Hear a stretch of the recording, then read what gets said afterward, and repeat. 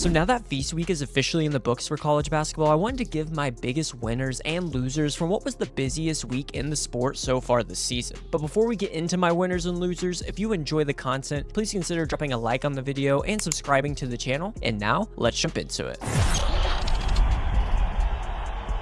And I have to start with the Michigan Wolverines because Michigan didn't just win Feast Week, they owned it. The Wolverines went 3-0 at the Players Era Festival, dominating Gonzaga, Auburn, and San Diego State by a combined 110 points, including a 41-point win over Gonzaga. And over those 3 days, Michigan erased early season doubts that we may have had and jumped to #1 in most analytics. And they also showcased a dominant frontcourt that was led by this year's best transfer in Yaxel Lindenborg, who scored 52 points and 22 rebounds during the Players Era Festival. And with Ade Mara and Marez Johnson Jr. also anchoring a long and physical lineup that they have, Michigan looked every bit like a national title contender and has skyrocketed up to the rankings, and there is no question that they're the biggest winner of Feast Week this year. Another team that quietly delivered one of the Feast Week's most impressive performances was Kansas, and they were without their star freshman Darren Peterson, but even then, the Jayhawks still went 3-0 at the Players Era Festival, beating Notre Dame, Syracuse, and a Tennessee team that was fresh off a win over Houston.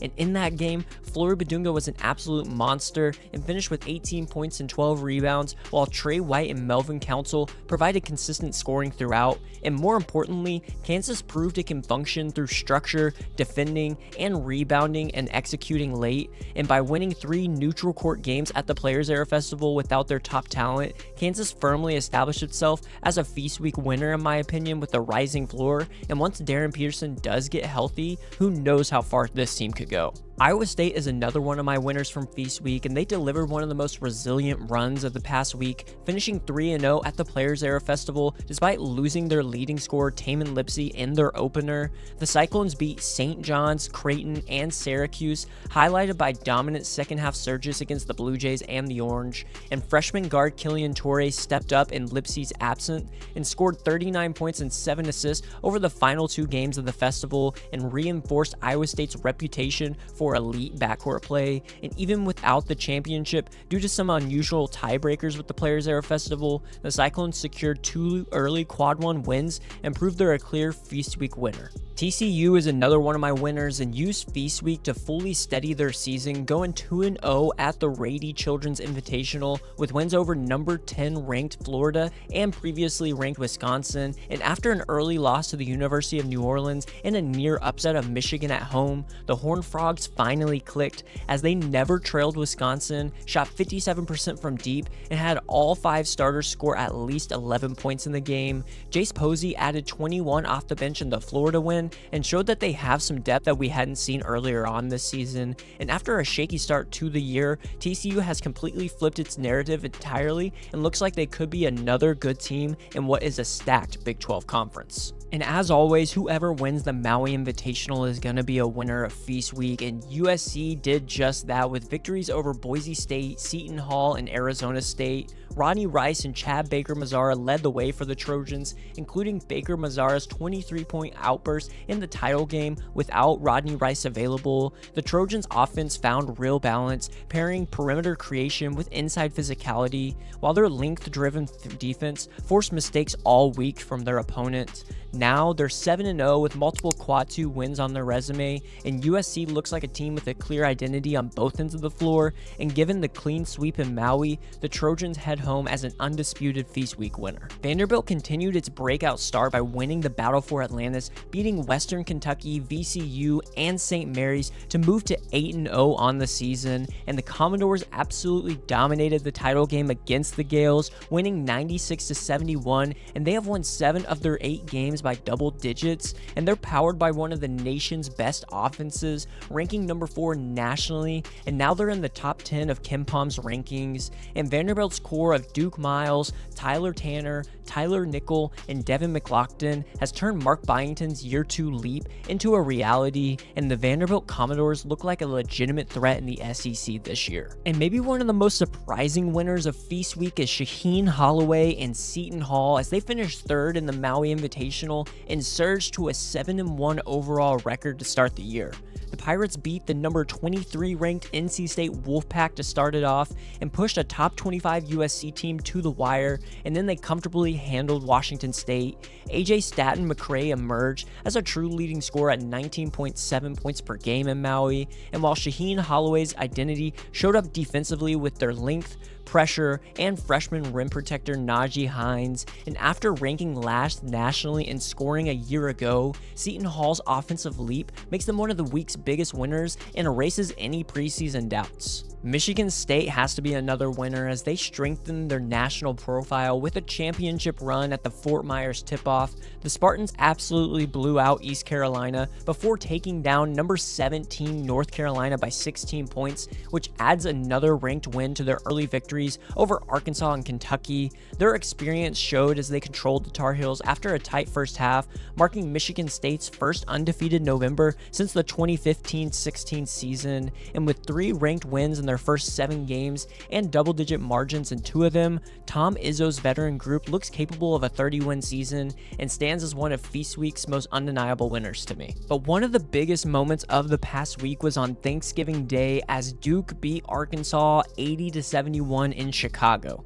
And after trailing by 7 with just over 10 minutes left, the Blue Devils seized control behind a breakout performance from freshman star Cameron Boozer, who absolutely erupted for 35 points and 9 rebounds in the same arena where his father once played in the NBA. And Duke executed late in the game. They tightened up defensively and showed their ceiling when Boozer is able to take over a game, and it was a signature national stage moment for both the team and its young star, which is why they're one of my winners, and it's just another reason why Cameron Boozer looks like he might be leading the pack for National Player of the Year. And the last team that I'm considering a winner is the UConn Huskies, as they used their Black Friday showdown at Madison Square Garden to reassert their national title potential, beating the number 13th ranked Illinois Fighting Illini 74-61 in a wire-to-wire performance. And with Braylon Mullins and Taurus Reed Jr. finally healthy, the Huskies looked complete, dominating defensively by holding Illinois to just 32% shooting and winning the rebounding battle. Malachi Smith also performed well and delivered 14 points and 9 assists off the bench, showcasing UConn's depth and continuity throughout their lineup.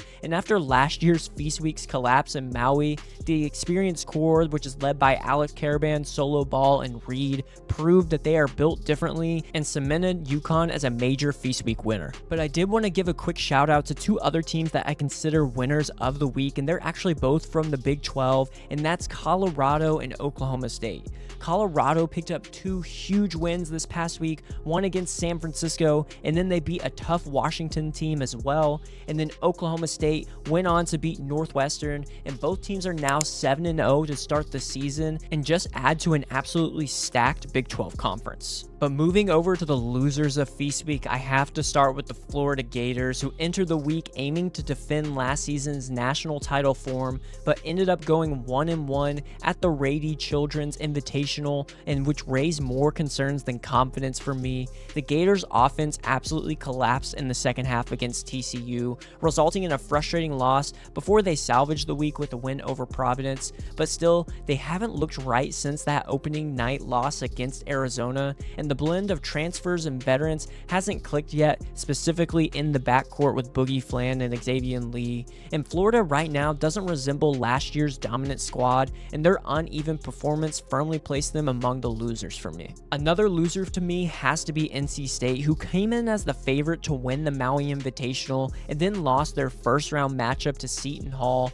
And their offense wasn't the issue in Maui, as the Wolfpack came in averaging nearly 94 points per game, but their defense absolutely collapsed. They allowed 85 points to Seton Hall and 102 to Texas, and finished just 6th in the tournament despite entering as the highest ranked team. And breakdown after breakdown plagued their ball screen coverage, transition defense, and their closeouts. And even with their talent and their length, the Wolfpack gave up too many straight line drives and high value looks to their opponents, and Will Wade took the blame after their 1-2 finish in Maui. And with Darion Williams struggling to assert himself there as well, Feast Week definitely made NC State a clear loser. But maybe the most disastrous performance of them all was the Oregon Ducks, who went winless in the Players Era Festival. They lost to Auburn, Creighton, and San Diego State, which aren't necessarily damaging when looking at a resume, but combine that with narrow escapes against Rice and Hawaii earlier on this season, and this is highlighting a team that hasn't produced a single impressive performance this season yet. Jackson Shellstad struggled while recovering from a broken hand, and Nate Biddle's injury only adds to their inconsistency, and with sloppy play throughout the week and Big Ten matchups coming up against USC and UCLA, Oregon's 0-3 showing made them one of my biggest losers. Another team that disappointed at the Players Era Festival was St. John's, as they came in thinking they would compete for a title but instead went 1-2 and exposed some deeper structural flaws in their lineup. After a tight loss to Iowa State and a bounce-back win over Baylor in Day 2, they collapsed in their performance against Auburn, surrendering a 20-point second-half swing. Their perimeter play faltered all week long, including some inconsistent shot making, shaky ball handling, and weak defensive guard play, which hurt them in just about every matchup, and opponents attacked their poor closeouts with dribble penetration and had scramble threes with ease. And at 4-3 to start the year and allowing nearly 77 points per game, St. John's left Vegas looking like a clear loser, struggling to replicate last season's success. Syracuse is another one of my losers, as they arrived at the Players Era Festival without leading scorer Donnie Freeman, yet they nearly shocked Houston before falling in overtime, which isn't necessarily a bad result, but instead of building on that momentum, the Orange were blown out by both Kansas and Iowa State, who were both missing their best players in those games, and what looked like a promising early season surge for the Orange turned into an 0-3 skid with no signature win on the resume yet, and with bubble teams often needing resume boosters, missing out on a marquee victory and leaving Las Vegas empty-handed makes Syracuse one of my losers of the week, as they really could have used one of these wins. But maybe the most disappointing performance for me was the San Diego State Aztecs, who entered the season with 76% of their scorers back on the roster, and they had sky-high expectations in my opinion, but Feast Week exposed some major concerns. After a double overtime loss to Troy, the Aztecs went 1-2 at the Players Era Festival, being crushed by Michigan, then beating a struggling Oregon team, and then falling to Baylor. Their defense stayed gritty, but the offense stalled badly against high major athletes, relying on tough mid-range shots and late clock drives, and with the Aztecs sitting at number 123 in the net right now, and limited resume opportunities left in the non-conference,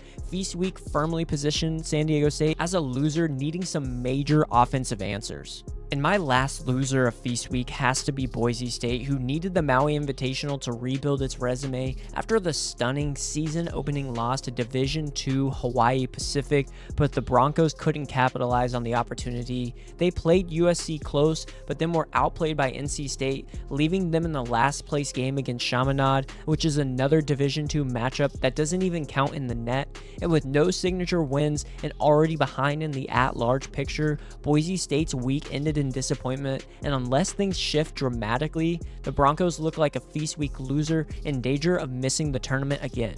But overall, the biggest loser of Feast Week has to be the Big East Conference, as we are just getting more and more concerning results from the teams there, and they had a harsh reality check this past week and are positioning themselves as a league that's a possible 2 to 3 big conference for the NCAA tournament. Creighton underwhelmed while losing Jackson McAndrew for the season, Georgetown dropped its last 2 games, and Providence stumbled to a 4-4 start. St. John sits at 4-3 with no wins over ranked opponents, and even Shaka Smart's Marquette squad is just 4-4 on the season. And instead of emerging as one of the nation's deeper leagues, the Big East left Feast Week with shaky resumes and more questions than answers, making the conference as a whole a collective loser in my opinion. But that wraps it up for today's video. Let me know your thoughts on my biggest winners and losers from Feast Week in the comments down below. And was there another team that you thought was a winner or loser from the week that I didn't mention? Also, if you enjoyed the content, don't forget to drop a like on the video and subscribe to the channel. Thank you so much for watching, and I'll see you in the next one.